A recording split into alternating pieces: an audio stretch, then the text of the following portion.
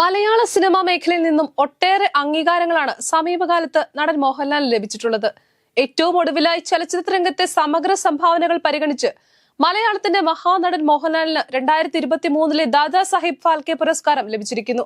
Indian സിനിമയിലെ പരമോന്നത ബഹുമതിയായ ഈ പുരസ്കാരം കേന്ദ്ര വാർത്താ വിജ്ഞാപന മന്ത്രാലയമാണ് പ്രഖ്യാപിച്ചിരിക്കുന്നത്. നടൻ മോഹൻലാലിന് ലഭിക്കുന്ന ഓരോ അംഗീകാരവും മലയാള സമൂഹത്തിന് ഒന്നാകെ ലഭിക്കുന്ന അംഗീകാരമാണ്. അത് അദ്ദേഹം തന്നെ നിരവധി തവണ പറഞ്ഞിട്ടുമുണ്ട്.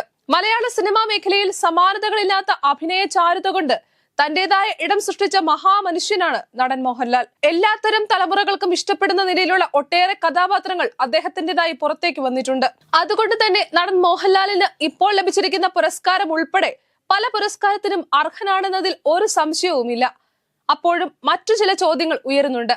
പ്രധാനമായും എന്തുകൊണ്ടാണ് നടൻ മമ്മൂട്ടി തുടർച്ചയായി തഴയപ്പെടുന്നു എന്ന ചോദ്യം പൊതുവിൽ ഉയരുന്നത്. എന്താണ് മമ്മൂട്ടിയുടെ അയോഗ്യത എന്ന ചർച്ചയും പൊതുസമൂഹത്തിൽ നടക്കുന്നുണ്ട്. മുൻപ് പത്മവിഭൂഷൺ മോഹൻലാലിന് നൽകിയപ്പോൾ ഉയർന്ന അതേ ചോദ്യം വീണ്ടും ഉയരുന്നത് കേന്ദ്രം ഭരിക്കുന്ന നരേന്ദ്രമോദി സർക്കാരിന്റെ സങ്കുചിതമായ നിലപാട് പൊതുസമൂഹത്തിന് അറിയുന്നതുകൊണ്ടാണ്. പത്മവിഭൂഷൺ മമ്മൂട്ടിക്ക് നൽകാൻ പല തവണയാണ് കേരള സർക്കാർ ശുപാർശ ചെയ്തത്.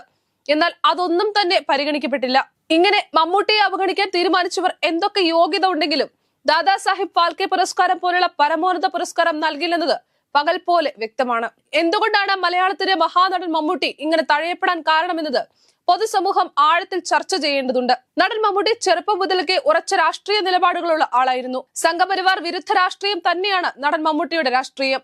അത് അദ്ദേഹം പല ആവർത്തി തുറന്നു പറഞ്ഞിട്ടുമുണ്ട്.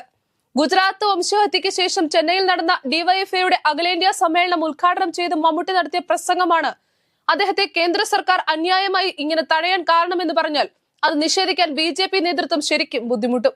ഗുജറാത്ത് കലാപം നടക്കാൻ കാരണം അവിടെ പ്രതികരിക്കാൻ ആരുമില്ലാതെ പോയതാണെന്ന് ചൂണ്ടിക്കാട്ടിയ മമ്മൂട്ടി ഗുജറാത്തിൽ ഡിവൈഎഫ്ഐ ഉണ്ടായിരുന്നെങ്കിൽ ഇതൊന്നും സംഭവിക്കില്ലായിരുന്നുവെന്നും അന്ന് പറഞ്ഞിരുന്നു.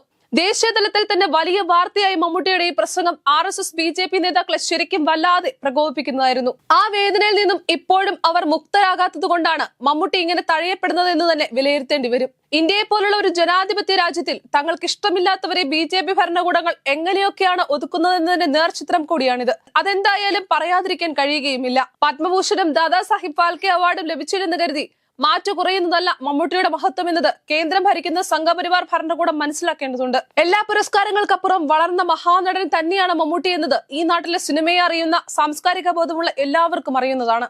രാഷ്ട്രീയ തലത്തിലുള്ള ഇടപെടലുകൾ പുരസ്കാര നിർണയങ്ങളെ സ്വാധീനിക്കുമെന്നറിഞ്ഞിട്ടും മമ്മൂട്ടി ഇതുവരെ തന്റെ രാഷ്ട്രീയ കാഴ്ചപ്പാടുകളിൽ നിന്നും ഒരടി പോലും പിന്നോട്ട് പോയിട്ടില്ലെന്നതും ഈ ഘട്ടത്തിൽ പറയാതിരിക്കാൻ കഴിയില്ല. CPM അനുകൂല കൈരളി ചാനലിന്റെ ചെയർമാൻ സ്ഥാനത്ത് ആ ചാനലിന്റെ ആരംഭഘട്ടം മുതൽ ഈ നിമിഷം വരെ മമ്മൂട്ടി തുടരുന്നതും അദ്ദേഹത്തിന്റെ ഉറച്ച നിലപാടിന്റെ ഭാഗമാണ്. പുരസ്കാരങ്ങൾക്കുള്ള തെരഞ്ഞെടുപ്പുകളിൽ രാഷ്ട്രീയ താല്പര്യങ്ങൾ സ്വാധീനിക്കപ്പെടുമെന്നതിനാൽ അത് എന്തായാലും കലാകാരന്റെ മികവിന്റെ മാനദണ്ഡമായി മാത്രം കണക്കാക്കാൻ കഴിയില്ല. അവാർഡുകളും ബഹുമതികളും വാരിക്കൂട്ടിയവർ സമർത്ഥരും മറ്റുള്ളവർ അവർക്ക് താഴെ നിൽക്കുന്നവരും എന്ന പൊതുധാരണ അതുകൊണ്ട് തന്നെ അപ്രസക്തവുമാണ്. ഇവിടെ മോഹൻലാലിന് കിട്ടിയ അവാർഡിനെ ഇകഴ്ത്തി കാട്ടുകയല്ല. അതേസമയം കൃത്യമായ രാഷ്ട്രീയമുള്ളതിന്റെ പേരിൽ ഇകഴ്ത്തി കാട്ടപ്പെടുന്ന മമ്മൂട്ടിയെ കൂടുതൽ ഉയർത്തി കാട്ടുകയാണ്.